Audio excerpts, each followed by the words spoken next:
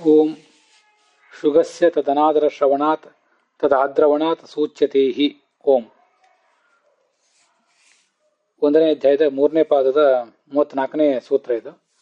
ಅಲ್ಲಿ ಅಣುಭಾಷ್ಯದ ವ್ಯಾಖ್ಯಾನ ರೂಪವಾದ ತತ್ವಮಂಜರಿಯಲ್ಲಿ 144ನೇ ಗದ್ಯ ಭಾಗವನ್ನು ನಾವೀಗ ನೋಡಬೇಕು. ವೇದಗಳನ್ನು ಸ್ತ್ರೀಯರು, ಶೂದ್ರರು ಮೊದಲಾದವರು ಅಧ್ಯಯನ ಮಾಡಬಹುದೋ ಇಲ್ಲವೋ ಅಂತನ್ನುವ ಚರ್ಚೆ ಇಲ್ಲಿ ಈ ಅಪಶೂದ್ರಾಧಿಕರಣದಲ್ಲಿದೆ. ಅದು 5 ಸೂತ್ರಗಳನ್ನು ಒಳಗೊಂಡಿದೆ.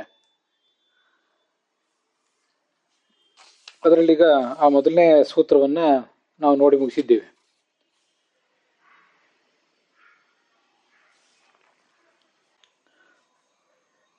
ಮೊದಲನೇ ಸೂತ್ರದ ಅವತಾರಿಕ ಮುಗಿದಿದೆ.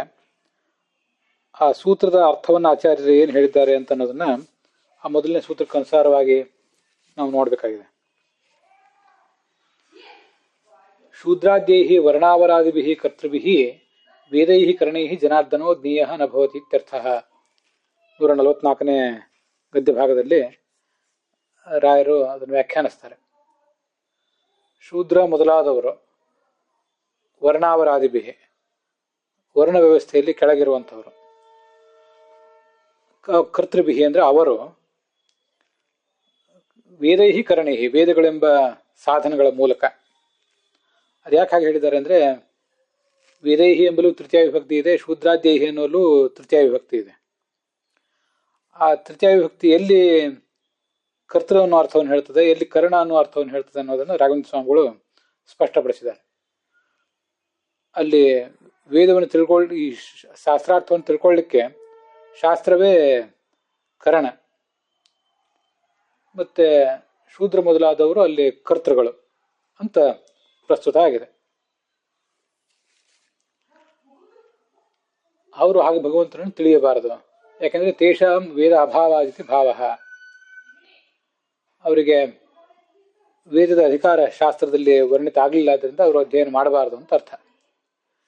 ಶೂದ್ರೇತ್ಯುಕ್ತ ನ ಸಂಸ್ಕಾರೋ ನವೃತಾನಿ ಶೂದ್ರಸ್ಯ ಇತಿ ಶ್ರುತೌ ಶೂದ್ರಸ್ಯ ಉಪನಯನ ಸಂಸ್ಕಾರ ಅಭಾವೋಕ್ತೇ.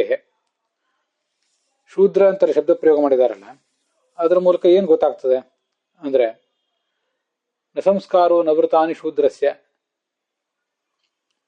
ಶೂದ್ರ ವರ್ಣದಲ್ಲಿ ಹುಟ್ಟಿದವರಿಗೆ ಈ ಉಪನಯನ ಮೊದಲಾದ ಸಂಸ್ಕಾರಗಳಿಲ್ಲ. ಹಾಗೇನೆ ಮಹಾನಾಮ್ನಿ ವ್ರತ ಮತ್ತು ಉಪನಿಷದ್ ವ್ರತ ಮೊದಲಾದವುಗಳು ಯಾವುದು ಕೂಡ ಇಲ್ಲ ಅನ್ನುವುದು ತಿಳಿದು ಬರ್ತದೆ. ಮತ್ತೆ ವ್ರತ ಇಲ್ಲ ಅಂದ್ರೆ ಏಕಾದಶಿ ವ್ರತ ಮೊದಲಾದ ವ್ರತಗಳಿದ್ದೇ ಇವೆ.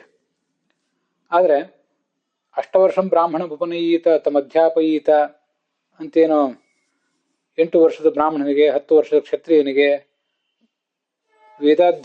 ವೇದಾಧ್ಯಯನಕ್ಕಾಗಿ ಉಪನಯನ ಸಂಸ್ಕಾರವನ್ನು ಹೇಳಿರ್ತಾರೆ. ಆ ಉಪನಯನ ಸಂಸ್ಕಾರ ಅವ್ರಿಗಿಲ್ಲ ಅಂತ ಅರ್ಥ.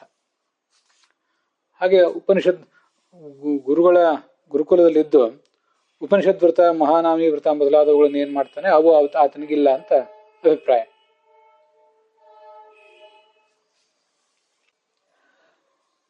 ಮತ್ತೆ ಶಾಸ್ತ್ರಗಳು ಸ್ಪಷ್ಟವಾಗಿ ಯಾರಿಗೆ ಉಪನಯನ ಆಗಿದೆಯೋ ಅಂಥವನಿಗೆ ಅಧ್ಯಯನವನ್ನು ಮಾಡಿಸ್ಬೇಕು ಅಂತ ಸ್ಪಷ್ಟವಾಗಿ ಹೇಳಿವೆ. ಅಷ್ಟವರ್ಷಂ ಬ್ರಾಹ್ಮಣ ಉಪನಯೀತ, 8 ವರ್ಷದ ಬ್ರಾಹ್ಮಣ ಒಟ್ಟಿಗೆ ಉಪನಯನ ಮಾಡಿಸ್ಬೇಕು. ತಮ್ಮ ಅಧ್ಯಾಪಯೀತ, ಅವನಿಗೆ ಅಧ್ಯಯನ ಮಾಡಿಸ್ಬೇಕು. ಇತಿ ಉಪನೀತ ಮಾತ್ರ ಕರ್ತೃಕತ್ವ ಉಪಗಮಾತ್, ಯಾರಿಗೆ ಉಪನಯನ ಆಗಿದೆಯೋ ಅವನಿಗೆ ಮಾತ್ರ ಅಧ್ಯಯನ ಇರೋದು. ಅಧ್ಯಯನಸ ಕರ್ತೃಕತ್ವ ಉಪಗಮಾತ್, ಅಧ್ಯಯನ ಅನ್ನೋ ಶಬ್ದಕ್ಕೆ ಕರ್ತೃಕತ್ವ ಅನ್ನುವಲ್ಲಿ ಅನ್ವಯ ಮಾಡಬೇಕು. ಶೂದ್ರಸ್ಯಾಪಿ ಉಪನಯನ ಉಪೇತ್ಯ ಅಧ್ಯಯನ ಹೋಗ್ತಾವ. ಆದ್ರಿಂದ ಶೂದ್ರನಿಗೆ ಈ ಉಪನಯನ ಮತ್ತು ಅಧ್ಯಯನ ಇತ್ಯಾದಿಗಳಿಲ್ಲ. ಅವನೊಂದು ವೇಳೆ ಹಾಗೆ ಅಧ್ಯಯನ ಮಾಡಿದರೆ, ಅಧ್ಯಯನೇ ಜಿಹ್ವಾಚ್ಛೇದ ಶೂದ್ರಸ್ಯ ತಥೈವಾಧ್ಯಯನಂ ಕುತಃ ಇತ್ಯಾದಿ ಶ್ರುತಿ ಸ್ಮೃತಿ ನಿಷೇಧಾಜಿತಿ ಸೂಚಿತಂ.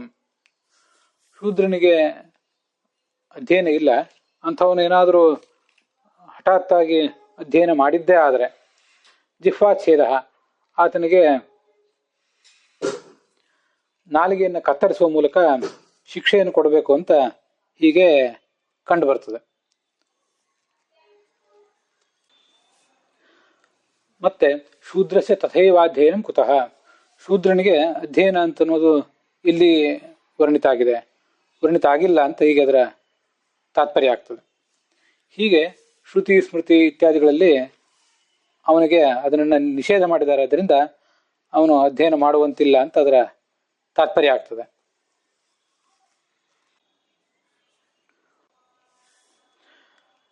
ಹಾಗಾದರೆ ಅವರಿಗೆ ಮುಕ್ತಿ ಹೇಗೆ ಅಂತ ಪ್ರಶ್ನೆ.